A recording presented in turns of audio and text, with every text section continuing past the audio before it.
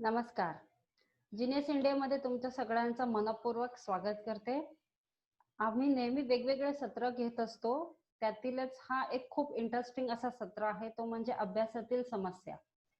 ही पूर्वापार चालत आलेली एक समज आहे, गैरसमज आहे, मी नाही सांगू शकत, पण नक्कीच अभ्यास ही समस्या कधीच असू शकत नाही.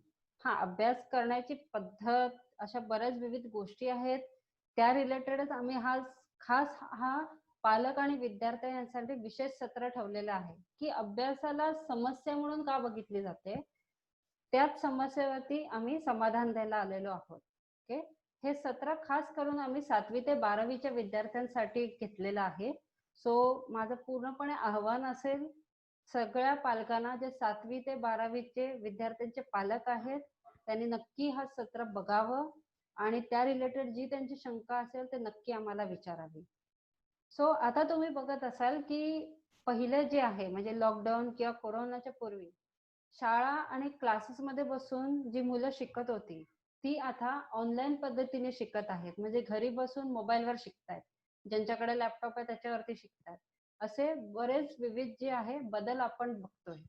सो जी वर्गात बसून शिकणारी मुलं आहेत, ते काही मुद्दे जे शिकवले जातात, ते न समजल्यामुळे त्यांना काही शंका विचारायच्या असतात, पण ते कधी विचारत नाहीत. आणि न विचारलेली अशी जी विद्यार्थी वर्ग आहे, जे अशी शंका विचारत नाहीत, त्यांनाच आपण एक मोबाईल दिला आणि त्यांना ऑनलाईन एज्युकेशन घ्यायला सांगितलं, तर त्यांचं रिएक्शन कसं असतं, की ते मोबाईलकडे एकटक बघत असतात. त्यांना जो काही 1 तासाचा, 1.5 तासाचा, 2 तासाचा जो काही त्यांचा शाळेचा लेक्चर असेल किंवा जे काही तुम्ही ऑनलाईन माध्यमातून त्यांना शिक्षण प्रोव्हाईड करताय, तिथे ते फक्त जर एकटक बघत राहिले, तर त्यांचा जो काही तो वेळ आहे, तो पूर्णपणे आपण म्हणू शकतो सार्थकी लागत नाहीये. कारण त्याच्यातनं त्यांना काय भेटलं, त्यांना काय बोध भेटला, काय सार भेटलं, हे तितकंच महत्वाचं आहे. सो आता तुम्ही बघाल, संपूर्ण शिक्षण पद्धतीला एक नवी दिशा मिळालेली आहे. पूर्णपणे आपण म्हणू शकतो हे एक प्रकारचं एक परिवर्तनच सध्या झालेलं आहे. ओके. सो अजूनही काही गोष्टी ह्याच्यात मी सांगू इच्छिते. ह्या स्पर्धेमध्ये किंवा ह्या कॉम्पिटिशनमध्ये म्हणजे ही जी काय आता बदल झालेली, जी नवी दिशा शिक्षणाला भेटलेली आहे, ह्याच्यामध्ये जी मुलं स्वतःचा स्वतः अभ्यास करतात, म्हणजे जे आपण म्हणू शकतो सेल्फ स्टडी करतात, असेच विद्यार्थी पुढे बाजी मारणार आहेत. कारण त्यांना पूर्णपणे ती टेक्निक माहिती आहे, की सेल्फ स्टडी कसा करावा, स्वतःचा अभ्यास स्वतः कसा करावा. त्यामुळे ह्या स्पर्धेमध्ये ते कायम पुढे असणार. म्हणूनच आता गरज आहे आपल्या मुलांनाही स्वतःचा अभ्यास स्वतःला करायला शिकवायची. आता हा प्रश्न आल्यानंतर साहजिकच तुम्हालाही प्रश्न पडणार, की कसं शक्य आहे? अजूनपर्यंत जे शक्य झालं नाही ते अचानकपणे कोण शिकवणार? कसं शिक्षण भेटणार? ह्याच्या काही टेक्निक्स असणार. कोण आम्हाला मार्गदर्शन देणार? सो अशा वेळी पालकांसमोर एक छोटे-छोटे पर्याय ते निवडतात, म्हणजे मुलांना जबरदस्ती अभ्यासाला बसवतात. पण जबरदस्ती केलेली कुठलीही गोष्ट ती मनापासून होत नसते. मुलांचं त्या दरम्यान पण लक्ष लागणार नाही. जसं मी मगाशी उदाहरण दिलं. ज्या मुलांना अभ्यासामध्ये गोडी नसेल आणि ते काय आहे, ते का करावं, हे का त्यांच्या डोक्यात क्लिअर नसेल, तो अशा वेळी ती मुलं जी आहेत, त्यांना तुम्ही मोबाईल द्या, लॅपटॉप द्या, कुठलीही ब्रँडेड गोष्ट द्या आणि त्याच्यामध्ये तो तुम्ही ऑनलाईन एज्युकेशन किंवा सेशन त्यांना द्या. तर त्यांचं लक्ष लागणार नाही. कारण ते का करतायत ह्याचं त्यांना कारण क्लिअर नाहीये. ओके. सो अशा मुलांचा अभ्यासात कधीच लक्ष लागणार नाही. आणि अशा परिस्थितीत मुलाने स्वतःचा अभ्यास स्वतः कसा करावा, हा प्रश्न नक्कीच प्रत्येक पालकांना भेडसावतो. सो थांबा. ह्या रिलेटेड नक्कीच आम्हीही विचारमंथन केलंय आणि त्यामध्ये आम्ही जो शोध काढलेला आहे, त्याच्यासाठी तुम्हाला काळजी करण्याची काहीच गरज नाही. कारण हा जो शोध आहे, ही जी पूर्ण टेक्निक जी आहे, ती पूर्णपणे सांगण्यासाठी खुद्द डॉक्टर मोहन पाखरे, जे आपल्यासाठी घेऊन आले अभ्यास संजीवनी. हो, बरोबर ऐकलं तुम्ही. अभ्यास संजीवनीच म्हणता येईल ह्याला. ह्या संजीवनी थ्रू प्रत्येक पालक जे आहे, जे मुलांच्या अभ्यासा रिलेटेड, त्यांच्या भवितव्याच्या रिलेटेड खूप काळजी करतात. त्यांना खूप म्हणजे टेन्शन सुद्धा येतं, भीती वाटते.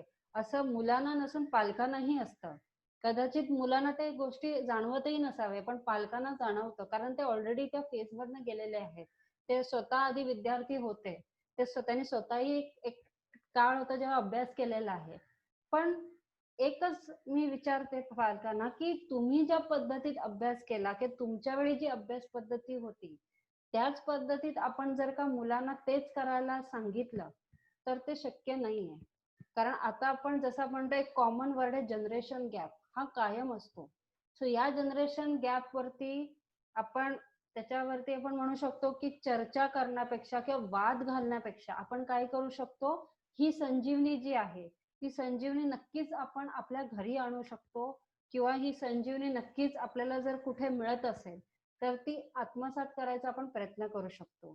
सो ही अभ्यास संजीवनी काय आहे, तुम्हाला कशी मदत करू शकेल, हे सगळं समजावून घेण्यापूर्वी पहिलं तर ही जी संजीवनी देणारे जे डॉक्टर मोहन पाखरे आहेत त्यांची मी ओळख करून देऊ इच्छिते. डॉक्टर मोहन पाखरे हे लाईफ कोच आहेत, बिझनेस कोच आहेत, NLP कोच आहेत, त्याशिवाय त्यांचं स्वतःचं रिसर्च आहे, मॅथमॅटिशियन आहेत. तुम्ही बघू शकता इथे सेल्फ एस्टीम कोच आहेत, माइंडफुलनेस कोच आहेत, त्याशिवाय त्यांचे ग्राफोलॉजिस्ट पण आहे, म्हणजे हँडरायटिंग एक्सपर्ट आपण म्हणू शकतो. त्याशिवाय त्यांची प्रोफेशनल ओळख द्यायला गेली तर founder president genius India research training institute private limited, lions क्लबचे ते डिस्ट्रिक्ट चेअरपर्सन आहेत इन होलिस्टिक लर्निंग. त्याशिवाय American union of NLP, record holders republic community UK, global science foundation UK, world record holders club of India. तुम्ही जर ह्यांचा profile बघितला तर कुठेही मी तर नक्की म्हणेन की जे संजीवनी बनवणारे डॉक्टर मोहन पाखरे आहेत, जर त्यांच्याकडे इतकं अगद ज्ञान आहे, सो त्यासाठी प्रत्येक पालकांनी नक्कीच एक पाऊल पुढे टाकायला हरकत नाही की ही संजीवनी काय जाणून घेण्यासाठी अशा व्यक्तिमत्वाकडनं. त्याशिवाय त्यांनी स्वतःच्या नावावर Limca book of record register केले, India book of record register केले, असे इथे तुम्ही बघू शकता वेगवेगळे 7 बुक्स ऑफ रेकॉर्ड मध्ये त्यांचं जे पास्कल ट्रायंगल आहे ते थिअरी किंवा ती आपण रिसर्च म्हणू शकते ते रजिस्टर केलेलं आहे त्यांनी. आपण म्हणू शकतो जीनियस वर्ल्ड बुक रेकॉर्ड मध्ये सुद्धा ह्या रिसर्चचं किंवा हे pascal triangle in human formation हे रजिस्टर केलेलं आहे, ह्याची नोंद तिथे घेतली गेलेली आहे.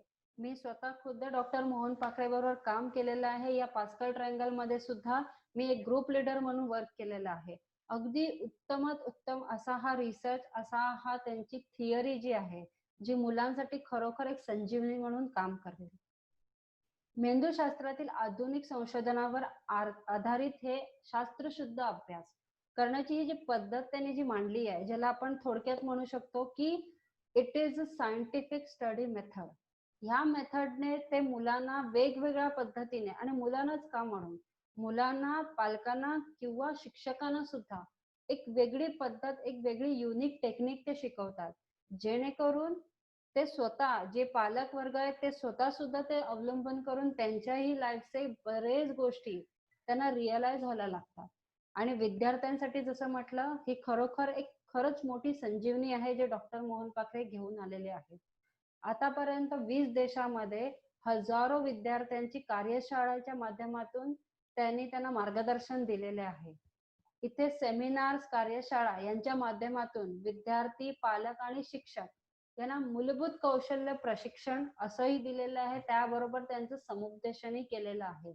तसंच परंपरागत अभ्यासाची सवय, ज्याला आपण म्हणतो ट्रेडिशनल मेथड ऑफ लर्निंग किंवा टीचिंग, अशी जी पद्धत आहे त्याला मोडीत काढून त्यांनी शास्त्रशुद्ध अभ्यास म्हणजे scientifically proven and tested tools and techniques त्यांनी डेव्हलप केलेले आहेत स्वतः रिसर्च करून. सो हेच तंत्रज्ञान किंवा हीच टेक्निक आपल्याला ते 15 जुलै पासून ऑनलाईन उपलब्ध होणार आहे. ते तुम्ही ह्या संजीवनीचा नक्कीच फायदा घेऊ शकता. खुद्द डॉक्टर मोहन पाखरे ह्याचा 15 जुलैला एक ग्रँड लॉन्चिंग करत आहेत.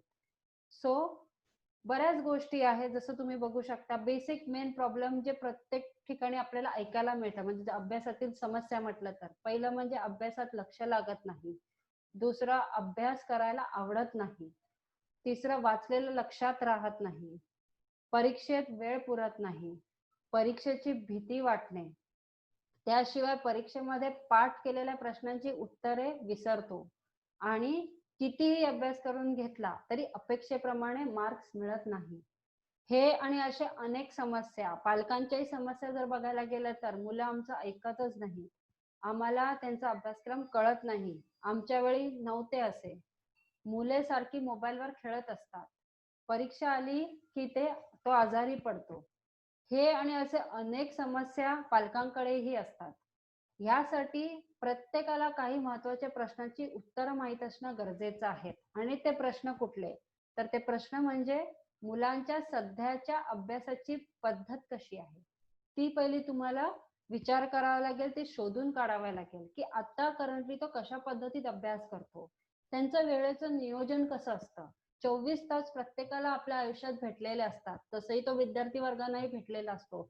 त्याचं कसं उत्तमात उत्तम नियोजन तो त्यांनी केलेलं आहे किंवा तुम्ही त्यांना कशा पद्धतीत प्रोत्साहित करता त्याचं प्रॉपर नियोजन करण्यासाठी.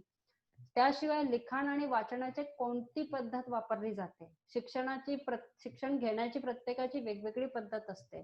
सो त्या पर्टिक्युलर विद्यार्थ्याची कुठली पद्धत आहे ती सुद्धा माहिती असणं तितकंच गरजेचं आहे. परीक्षेसाठी कोणती स्ट्रॅटेजी वापरली जाते. एक प्रश्नपत्रिका तुमच्या समोर आल्यावर प्रश्नपत्रिका सोडवायची पण एक टेक्निक असते.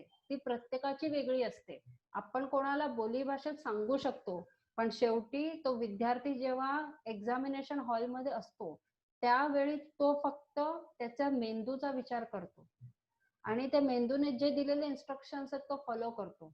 अशा वेळी त्याने अजूनपर्यंत आत्मसात केलेली अशी कुठली स्ट्रॅटेजी आहे तीच तिथे काम करते.